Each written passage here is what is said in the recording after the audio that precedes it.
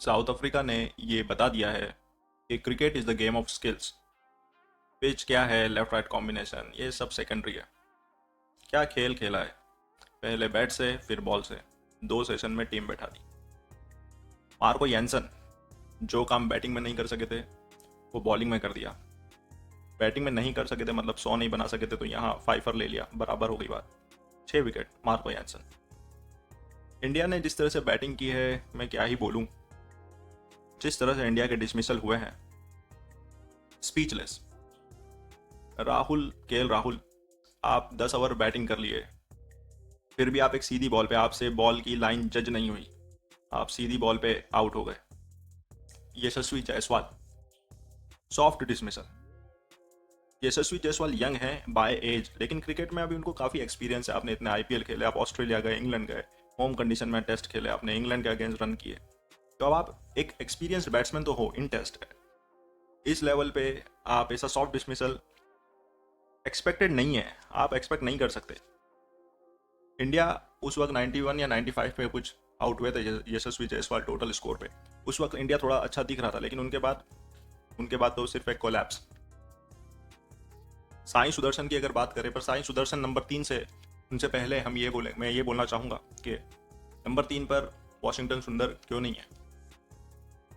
पिछले मैच में आपने वॉशिंगटन को नंबर 3 पे भेजा, इस मैच में क्यों नहीं भेजा? और अगर इस मैच में नहीं भेजा तो पिछले मैच में क्यों भेजा? क्वेश्चन यही है। लास्ट मैच का आपने जो टीम कॉम्बिनेशन खिलाया था, नंबर 3 पे एक प्रॉपर बैट्समैन होना था। मैं ये हर वीडियो में बोल रहा हूँ, लेकिन आपने नंबर 3 पे लास्ट मैच में एक प्रॉपर बैट्समैन नहीं खिलाया। अगर खिलाया होता तो शायद हम वो मैच जीत चुके होते, क्योंकि हम वो सिर्फ 30 रन से हारे थे। सुंदर बैटिंग कर रहे हैं नहीं कर रहे हैं, पॉइंट वो है ही नहीं। पॉइंट यह है कि अगर आपने उनको पिछले मैच में 3 पे भेजा था, फिर आज अगर हम देखें तो 3 पे आए साई। टेक्निकली साई को 4 पे आना था, क्योंकि वो गिल के पोजीशन पे खेल रहे ना, पर वो नंबर 3 पे आए। 4 पे जुरैल, 5 पे पंत, 6 पे जडेजा, 7 पे रेड्डी और 8 पे वॉशिंगटन। मतलब जिस बैट्समैन को आप एक मैच में नंबर 3 खिलाते हो, सेम बैट्समैन को आप अगले मैच में नंबर 8 खिलाते हो। ये क्या बता रहा है? ये सिर्फ ये बता रहा है कि आपकी अंडरस्टैंडिंग कितनी कम है, आपको पता ही नहीं आप करना क्या चाह रहे हो। मैनेजमेंट एक दिन सुबह सो के उठती है, उनका मन होता है आज ये कर दें, हाँ कर दो, उस हिसाब से खेल चल रहा है। सीधे नंबर 8। सुंदर ने आज भी बैटिंग की। सुंदर और कुलदीप से आप क्या एक्सपेक्ट कर रहे हो? आपको 300 रन से आप ट्रेल चल रहे हो, आपको वो मैच में ला के देंगे as a batsman? Bullshit. Sai Sudharsan की अगर बात करें तो आपको, इन माय ओपिनियन, देखो यार, इंडिया में बहुत अच्छे अच्छे बैट्समैन हैं जो कि टीम मैनेजमेंट का ध्यान नहीं जा रहा जिनके ऊपर। नंबर 3 एक ऐसी पोजीशन है जिसपे पिछले 25 से 28 साल में राहुल द्राविड, चेतेश्वर पुजारा, वीवीएस लक्ष्मण, इन 3 ने बैटिंग की, और प्राइमरीली उसमें द्राविड और पुजारा मेन थे। काफी लंबे समय तक इन्होंने बैटिंग की। द्राविड गए, पुजारा को आपने ढूंढा। अभी पुजारा के बाद आप नंबर 3 पे, आप क्या मतलब, आप हिट एंड ट्रायल कर रहे हो, आपको नंबर 3 का बैट्समैन नहीं मिला, आपको 2 साल होने आए। दूसरी टीमों में देखोगे नंबर 3 पे पॉन्टिंग, ब्रायन लारा, ऐसे बैट्समैन खेले हैं। आप अपने नंबर 3 को हिट एंड ट्रायल बना रखा है।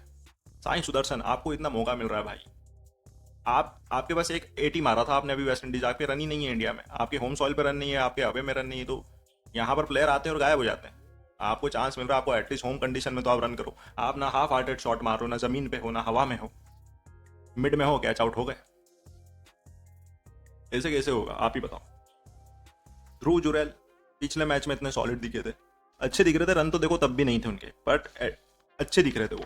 लेकिन आज वो बॉल पे अगर वो आप स्टेचू बन के भी खड़े होते तो बॉल निकल जाता हो। उसको आप अंधाधुन हवा में मार रहे हो, कहीं भी मार रहे हो, आउट हो गए। मिडिल ऑर्डर से रन आए ही नहीं, बिल्कुल रन नहीं आए। ऋषभ पंत, इनके बारे में मैं क्या ही बोलूं। एक खिलाड़ी थे एडम गिलक्रिस्ट, करियर की स्ट्राइक रेट है 82 से ऊपर, करियर की एवरेज है ओवरऑल 48 से ऊपर, दोनों पंत से ज्यादा है। करियर के मैचेस हैं ऋषभ पंत से ज्यादा। बोलना मैं ये चाह रहा हूं, गिलक्रिस्ट एक एग्रेसिव बैट्समैन थे। प्री T20 एरा में, ऑफ टाउन का वो प्री T20 एरा में T20 वाला गेम खेलते थे इन टेस्ट मैच। 57 बॉल पे उन्होंने 100 बनाया। ये जो आप हाईलाइट देख रहे हैं ये उसी इनिंग का है। 57 बॉल पे 100 बनाया, जो कि आज भी टेस्ट क्रिकेट में टॉप 4 पे आता है हंड्रेड्स में।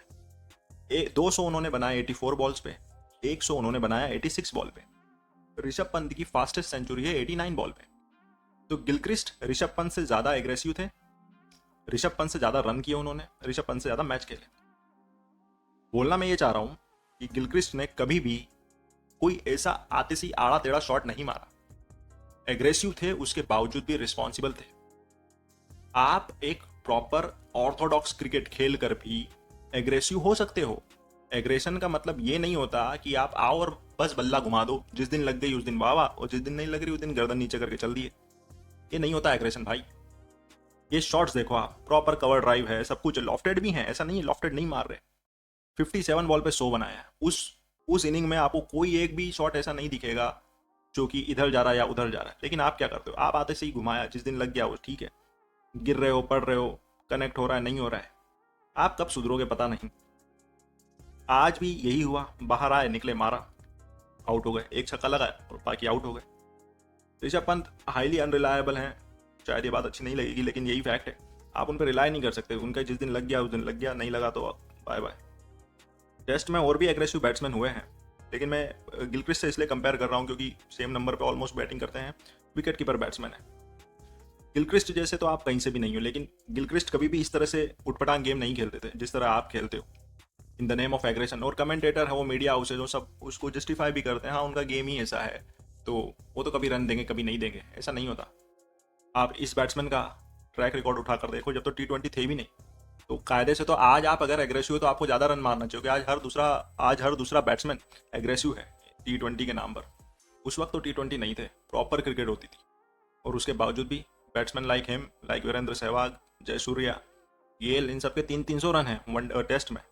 अपनी टीम के मेन ओपनर थे वाइट बॉल क्रिकेट में ऑस्ट्रेलिया के। वर्ल्ड कप में 3 वर्ल्ड कप में 50 से ज़्यादा स्कोर अकेले बैट्समैन। 2007 में तो ऑलमोस्ट 150 मारे, 149 नॉट आउट। आप तो ऐसा नहीं कर रहे वाइट बॉल में, आप एग्रेसिव हो तो आपका एग्रेशन टेस्ट में क्यों आ रहा है? वाइट बॉल में तो आपके रन नहीं आते उस लेवल पे। तो पॉइंट यही है, आपको ये सोचना पड़ेगा, आप एग्रेशन के नाम पे रोज विकेट फेंक के नहीं जा सकते। रेड्डी के बारे में अगर मैं बोलूँ, he is a good player देखो, बट यार उनका ना करुण नायर मोमेंट आ गया है। वो जो शो बनाया था उन्होंने एमसीजी पे, एमसीजी था if I am not mistaken, if I am not wrong,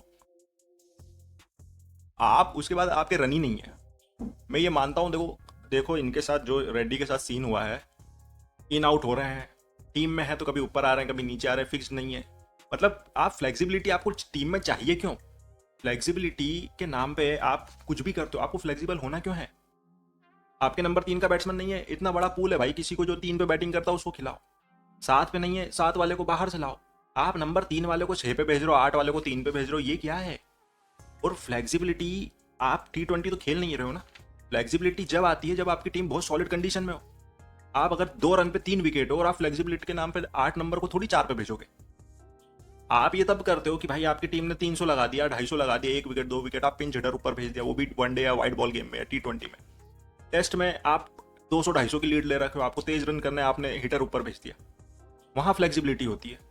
team आपकी लगी हुई है नीचे, आप फ्लेक्सिबिलिटी के नाम पे इधर उधर कर रहे हो बस।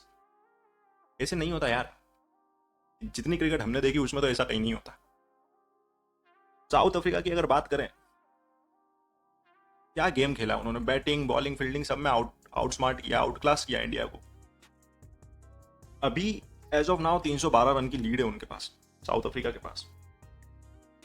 अभी आगे क्या? देखो यार, मैं एक बहुत ऑप्टिमिस्टिक आदमी हूं। अभी इंडिया हारा नहीं है, ऑल्दो 95% आप हार ही गए हो, आप हार जाओगे कल, पर अभी हारे नहीं हो आप। इंडिया अभी आगे क्या करे?